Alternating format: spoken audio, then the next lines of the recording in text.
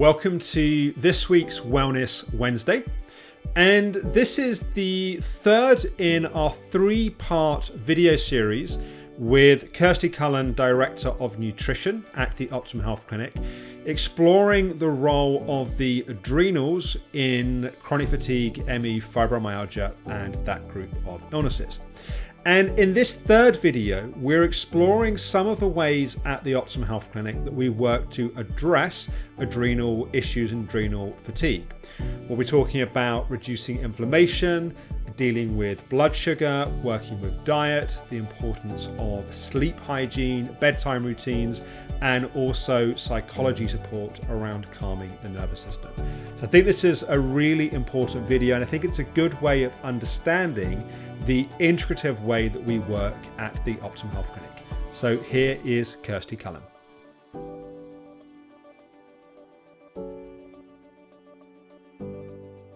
Welcome again, Kirsty. Hello there. So in this third video, we're exploring some of the different things we will tend to look at to help addressing adrenal fatigue. And obviously, this is, as people will have got a sense if they've watched the two previous videos in this series, it's a complicated, nuanced area, and this is certainly not a kind of comprehensive kind of list, but I think it's some of the key areas we would be tending to look at when we're working with someone. So do you want to perhaps start off by touching on why reducing inflammation can be so important?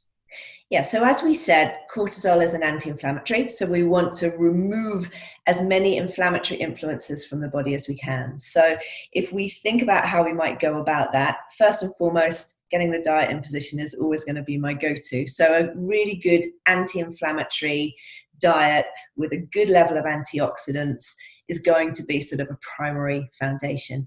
The gut is also a really big area of consideration because it can be a hotbed of inflammation in and of itself. So if we think about, dysbiosis or sort of bacterial imbalance, we think about parasites, we think about increased intestinal permeability, we think about food intolerances and their impact on the gut.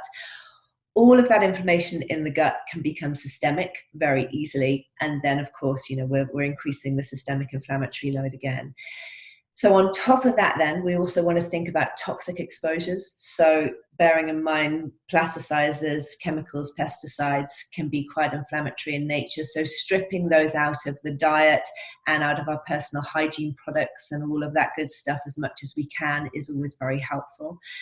Weight loss would not necessarily ever be top of my priority list in our client group, but obviously we must consider that where there is obesity, there's likely an increase in inflammation and a lowering of that cortisol curve as suggested in research. And I have to say often, usually our approaches result sort of by default often in sort of, healthy weight loss, but it's certainly a consideration for us. We want to consider food intolerances, as I've said previously, because they'll sort of activate the immune system as well as sort of increase inflammation. And then there's a huge area around chronic immune activation, which by its nature is inflammatory. So thinking about viral elements, bacterial elements, fungal elements, and where we might be able to support the immune system a little bit better in sort of dealing with those things. Great. So that's reducing inflammation. We then come into, I'm slightly cheating because I'm using your list to ask you questions here, but the next thing you have on your list is addressing blood glucose balance. Yeah. So as we said, the glucocorticoids from the adrenals are charged with undergoing a process called gluconeogenesis, which just means simply when blood glucose levels are low, they need to correct that situation. So if we've got a diet that is constantly leaving you with blood glucose dips, that's going to be a problem for the adrenals. So we want to look at plate ratios. We want to think about, have we got enough good protein, good fats and fiber on the plate, because they're very good at attenuating the speed at which glucose hits the bloodstream. So we'll kind of, flatten out that roller coaster, if you like. We want to think about reducing our intake of refined carbohydrates and sugars and alcohol, because they will absolutely impact on your blood glucose balance. And then there are a number of nutrients that are really helpful in modulating our insulin response and our blood glucose management systems. So again, we can kind of very specifically add those into the diet as well. Okay, good. And then coming to kind of link to that, structuring a diet and supplement protocol with the relevant nutrients. So say a bit about kind of how one goes about doing that. Yeah, so we can look at the basic nutrients, so the things we mentioned earlier, sort of vitamin C, B5, magnesium, etc., etc. And we can look at foods that are naturally rich in those particular nutrients and design a dietary protocol, around those. But then obviously we can use supplement support if we feel that we need to. So supplementing those sort of basic nutrients in the form of a multi or, sort of single nutrients. On top of that, then, we can think about those specific products that we might use that are adaptogenic in nature or are adrenal glandulars, for example. I would never purport for those to be the answer, but they can be a really, really useful support while we're getting the bigger picture in place. And, I've sort of seen people use adaptogenic herbs very, very successfully to calm down basic anxiety whilst we're getting in and around some of those other mechanisms. Sometimes it appears to me it can be a really helpful way of giving people a kind of baseline that then allows them to address other pieces. It's like things are so kind of overstimulated, but as things calm, it becomes easier to do other things. And also sometimes it can be a very powerful motivator for clients because it can be a bit of a night and day difference sometimes in a relatively short period of time. Not that, as you say, it's nothing like the whole answer, but it can become some quite powerful evidence of the path that someone's on. Yeah, because sometimes putting a big, elaborate protocol in place is exhausting and kind of overwhelming. So something that can just help to balance the anxiety initially can just help them with compliance with the protocol itself. So we talked about reducing inflammation, about addressing blood sugar, and also looking at kind of diet and supplements. How about sleep hygiene and bedtime routines? We touched in the previous video around one of the things that can go out is some of the kind of circadian rhythms if we're not getting, for example, access to light. Yeah. And there's research to show that any kind of sleep deprivation, so whether that is snoring, sleep apnea, sitting on, screens till late in the evening, going to bed maybe 1 to 2 hours later, that can impact on morning cortisol levels. So we really want to work hard as a priority to kind of get this sleep pattern in place as much as we can. So things like setting, boring as it sounds, a really habitual bedtime. And making sure that there's a routine that kind of leads up to that bedtime hour of removing screens and blue light, lowering exposure to EMFs, using kind of, meditation and breathing practices to calm the whole system down so that it's prepared, and making sure that that sleeping environment is dark so that we can encourage melatonin to kind of come up and kind of nurse us along that journey. And then at the other end of sort of that process, we want to make sure that in the morning we're getting that light exposure first thing. So I'm a big fan of sunrise lamps, definitely use sort of SAD therapy lights. Definitely in the summer, ask clients to kind of take a blanket and a morning kind of cup of herbal tea and just get out into the garden and sit on a bench maybe for 10 minutes, just to allow that first morning light to really help and coax, those cortisol levels in the morning. So there are a number of things that we can really set in place in a very practical way.